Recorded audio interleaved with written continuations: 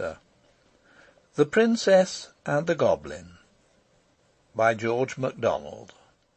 Chapter 21. The Escape. As the princess lay and sobbed, she kept feeling the thread mechanically, following it with her finger many times up to the stones in which it disappeared. By and by she began, still mechanically, to poke her finger in after it, between the stones, as far as she could. All at once it came into her head that she might remove some of the stones, and see where the thread went next. Almost laughing at herself for never having thought of this before, she jumped to her feet. Her fear vanished. Once more she was certain her grandmother's thread could not have brought her there just to leave her there, and she began to throw away the stones from the top as fast as she could, sometimes 2 or 3 at a handful, sometimes taking both hands to lift one. After clearing them away a little, she found that the thread turned and went straight downwards. Hence, as the heap sloped a good deal, growing of course wider towards its base, she had to throw away a multitude of stones to follow the thread. But this was not all, for she soon found that the thread, after going straight down for a little way, turned first sideways in one direction, then sideways in another, and then shot at various angles hither and thither inside the heap, so that she began to be afraid that to clear the thread she must remove the whole huge gathering. She was dismayed at the very idea, but, losing no time, set to with a will, and with aching back and bleeding fingers and hands she worked on, sustained by the pleasure of seeing the heap slowly diminish and begin to show itself on the opposite side of the fire. Another thing which helped to keep up her courage was that as often as she uncovered a turn of the thread, instead of lying loose upon the stone, it tightened up. This made her sure that her grandmother was at the end of it somewhere. She had got about half-way down when she started and nearly fell with fright. Close to her ears, as it seemed, a voice broke out singing, "Jabber, jabber, smash, you'll have it all in a crash. Jabber, smash, bother, you'll have it the worst of the pother. Smash, bother, jabber." Here Curdie stopped, either because he could not find a rhyme to jabber, or because he remembered what he had forgotten when he woke up at the sound of Irene's labours, that his plan was to make the goblins think he was getting weak. But he had uttered enough to let Irene know who he was. "It's Curdie!" she cried joyfully. "Hush, hush!" came Curdie's voice again from somewhere. "Speak softly." "Why, you were singing loud," said Irene. "Yes, but they know I'm here, and they don't know you are. Who are you?" "I'm Irene," answered the princess. "I know who you are quite well. You're Curdie." "Why, however did you come here, Irene?" "My great-great-grandmother sent me, and I think I've found out why.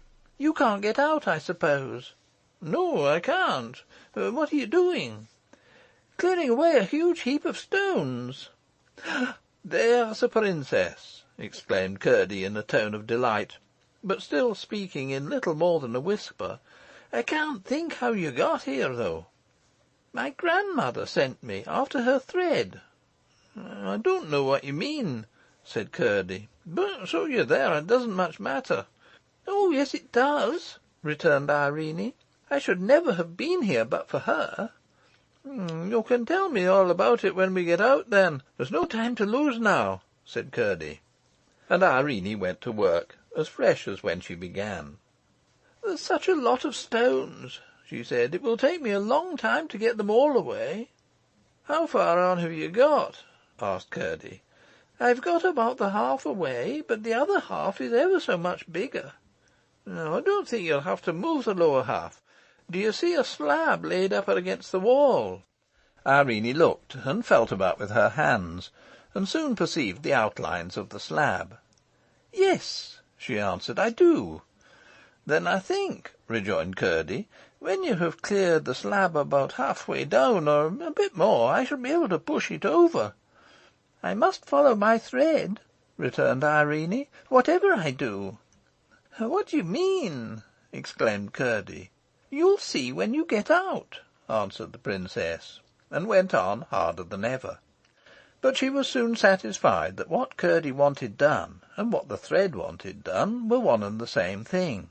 For she not only saw that by following the turns of the thread she had been clearing the face of the slab, but that, a little more than half-way down, the thread went through the chink between the slab and the wall into the place where Curdie was confined, so that she could not follow it any farther until the slab was out of the way.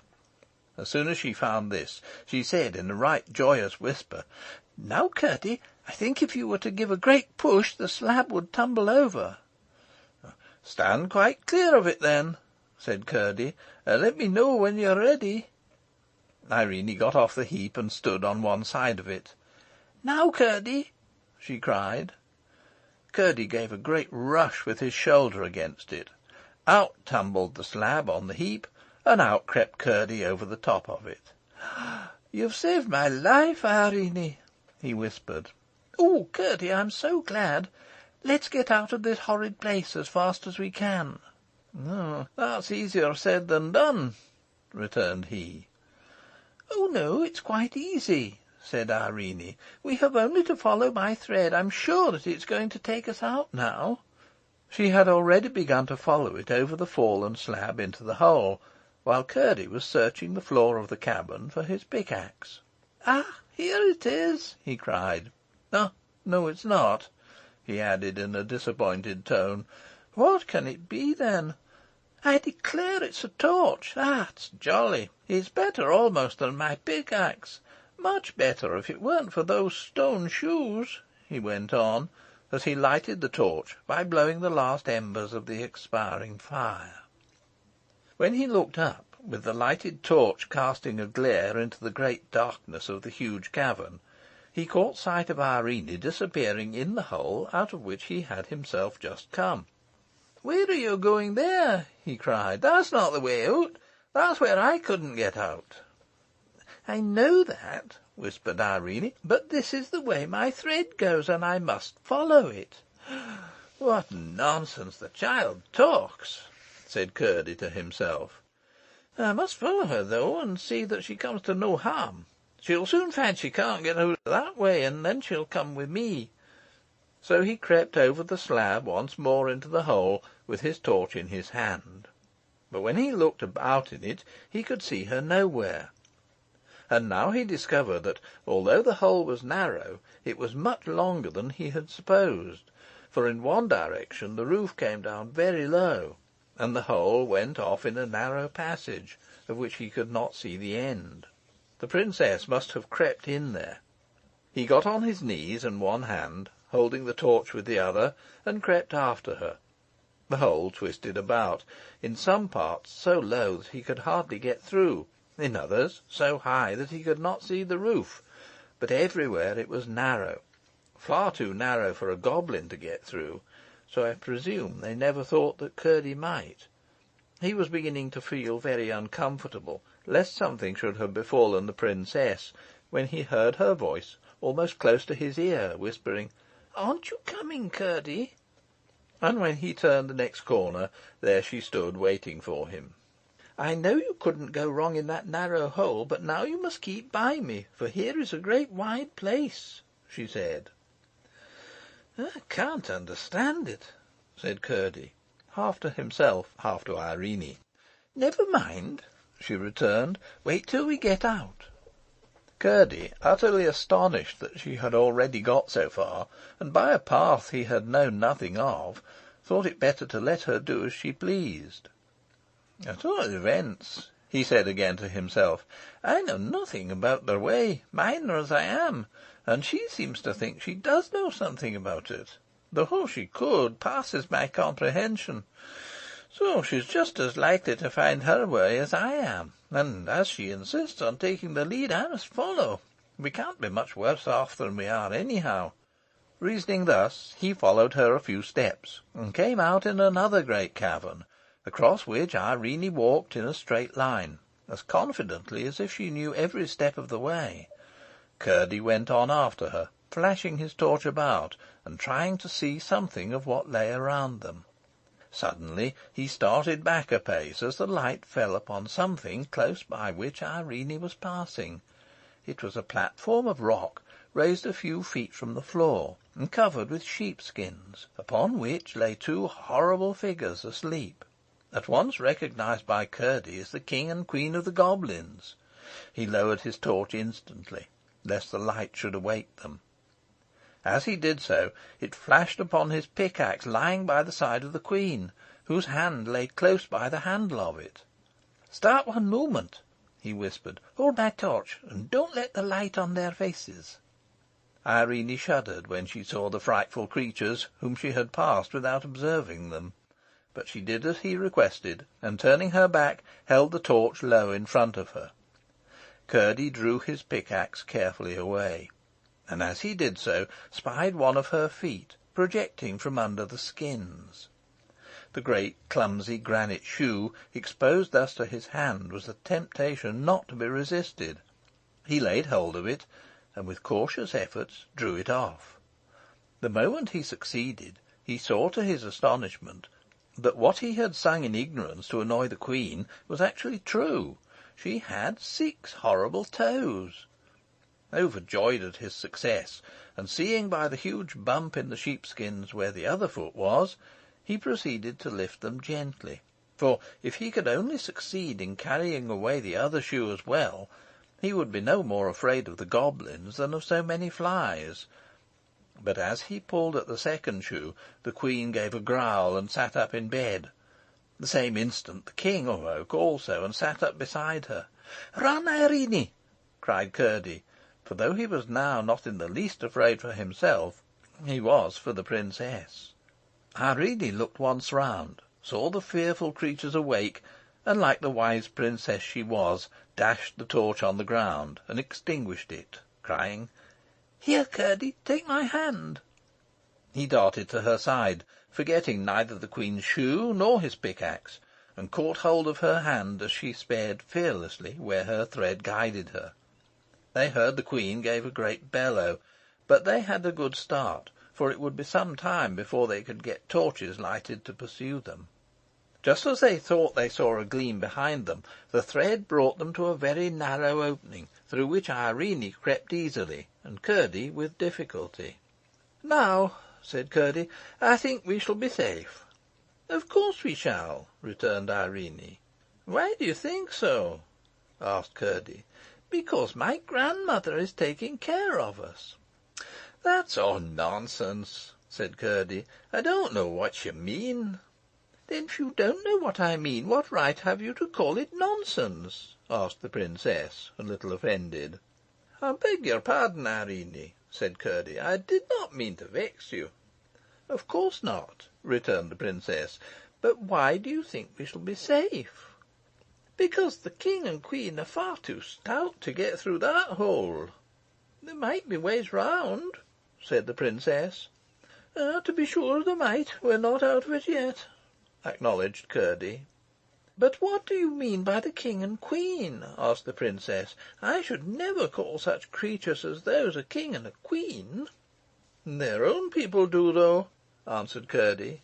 The princess asked more questions, and Curdie, as they walked leisurely along, gave her a full account, not only of the character and habits of the goblins, so far as he knew them, but of his own adventures with them, beginning from the very night after that in which he had met her and Lutie upon the mountain. When he had finished, he begged Irene to tell him how it was that she had come to his rescue. So Irene too had to tell a long story, which she did in rather a roundabout manner, interrupted by many questions concerning things she had not explained.